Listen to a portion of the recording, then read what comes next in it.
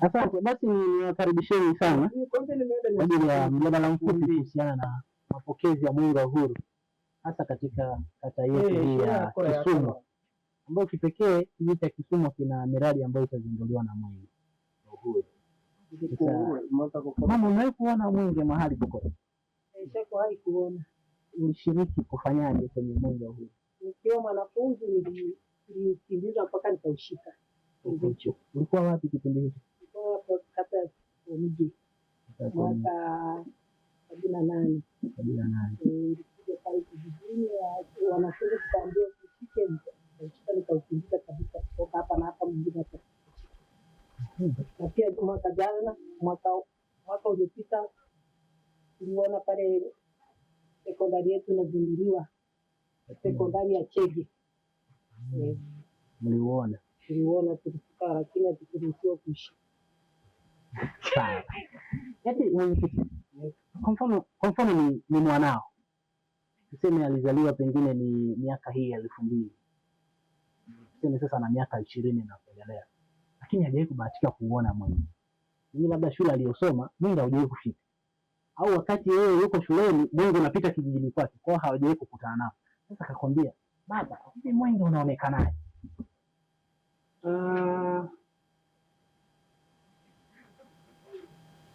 Kama ni mtoto anauliza swali hili, nataka mrejeshe mawazo, awe na idea kujua mwenge ni nini.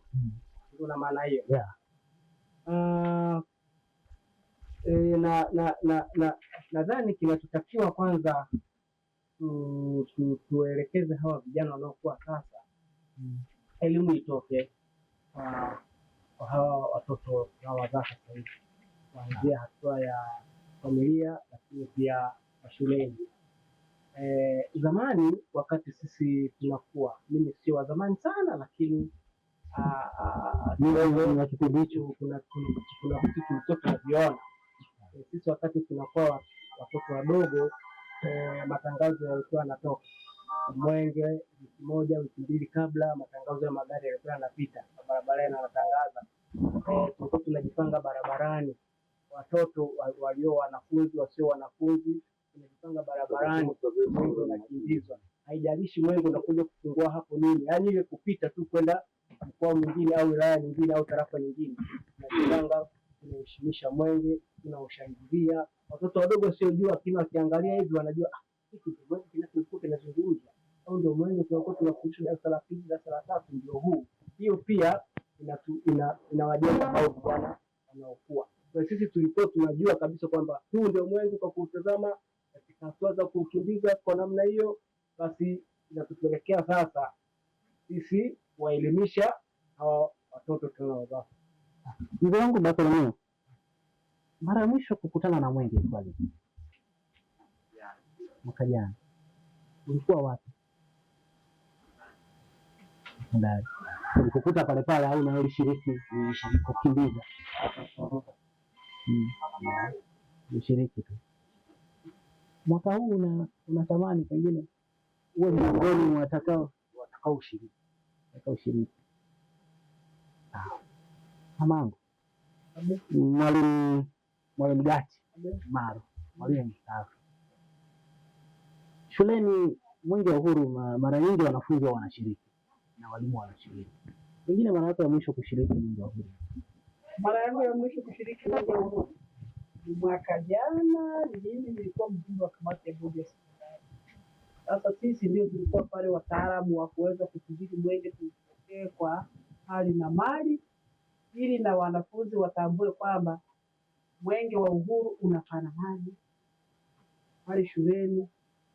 Kwa kweli wanafunzi ambao walikuwa hawajaona ule mwenge unawakaje, ni wengi waliweza kutambua, kwa sababu hata hiyo ya Kisumu walienda pale kuangalia mwenge na kushuhudia Mwenge wa Uhuru unazinduaje shule ya sekondari ya Chege Secondary. Hongera sana. Hongera sana. Maana watoto wengi walikuwa hawajauona, lakini ilibidi waende pale. Walimu wao wa shule ya msingi ilibidi waambie kwamba pale tarehe hiyo ilitajwa kwa kila shule, ili waende kuangalia mwenge unavyozindua Mamangu, una miaka mingapi? Hongera sana. Kufikisha miaka 60 wenyewe ni mafanikio makubwa kwenye maisha. Hongera sana. Sasa pengine kwa tarehe 6 ya mwezi wa 8 2026, ni siku chache tu zimesalia, Mwenge wa Uhuru utapita Kisumu. Mimi unatamani nini kifanyike katika huo mwenge? Sasa naona kwa kweli wewe ni mshiriki mwingi. Natamani tu yani kugeuza hasa kijiji maendeleo na sheria yetu iweze kuchukua na pia amani iweze kuwepo, isiwepo vurugu, yani Mwenge wa Uhuru uweze kutetea amani hata na hizo ndivyo ninavyotamani, kwa sababu mwaka jana tulishuhudia wengine tulikuwa wakereketwa, tulishona vaa sare, tulihusika pale shuleni, na mwaka huu nao tunaomba ulete. Mwaka huu hamna sare au muda bado? Hatujaziona, hatujajisikia, ila tunapenda au muda bado? Muda sio kwamba muda bado, tunachelewa tunachelewa kupata sare, kwa sababu zile sare ndizo zinazoonyesha kwamba hawa ni wakereketwa wa kuona Mwenge wa Uhuru Tanzania. Mwaka jana mlizipataje? Tuliletewa kutoka wilaya, mtendaji tulikuwa unalipia, ulikuwa unalipia shilingi 15,000. Ujumbe utafika, sare ziji, kila mmoja anatamani kuwa na sare, t-shirt na kofia, kumbukumbu. Sio wewe naye nikiona nakumbuka siku ya Mwenge kwenye shule ya sekondari Pinduzi. Asante, karibu sana babangu. Hebu tupe uzoefu wako kuhusu Mwenge wa Uhuru. Mimi Mwenge nimeshaona mara nyingi sana tu. Hapo umezoea au ni kitu kizoeleka? Yaani Mwenge una maudhui yake kwanza, kwa sababu wakati unawashwa kuna maneno aliyatamka baba wa taifa, umulike ndani ya nchi yetu na nje ya mipaka yetu, ulete matumaini pasipo na matumaini, ulete amani pasipo na amani, ulete matumaini pale watu ambao wameshakata tamaa. Kwa hiyo mimi Mwenge nimeona ukiwashwa, nimeona ukizimwa.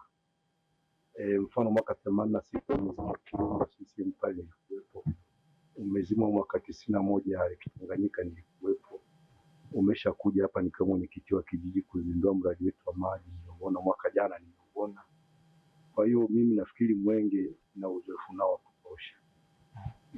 Unazoeleka ama ni kitu kipya kila mwaka? Mwenge nafikiri unazoeleka. Mimi nasikitika watu wanaposema watu hawauelewi Mwenge. Mimi nafikiri tu ni elimu mashuleni sasa inafungua ili watu vijana wauelewe Mwenge, kwa sababu kwenye ile ngao ya taifa vile vitu vilivyoko pale lazima wananchi watoto waelimishwe. Mwenge una maana gani? Pembe za ndugu zile zina maana gani? Kuna bibi na bwana pale, kuna jembe na nani pale na nyundo. Kwa hiyo ni vitu ambavyo nafikiri watoto wakielimishwa kama tulivyokuwa tuelimishwa sisi zamani, lazima ni vitu ambavyo watoto wangekuwa na uzalendo wa kutosha. Maana sisi wimbo wa kuwasha Mwenge tulikuwa tunawimba muda wote, lakini siku hizi watoto nafikiri ukimuuliza Mwenge ni nini anaweza kukwambia Mwenge haujui. Sasa lazima ifanyike jitihada ya makusudi, watoto hawa waelimishwe, alama zote za serikali wazitambue, umuhimu wake, maudhui yake. Kwa hiyo nafikiri ni kitu cha msingi sana kwa sasa. Kwa mwaka huu sasa umetupa uzoefu wako, kwa mwaka huu unatamani nini sasa kuhusiana na Mwenge, japokuwa umeshashiriki miaka hiyo mingine, kwa mwaka huu ambao ni mpya sasa 2026 unatamani nini?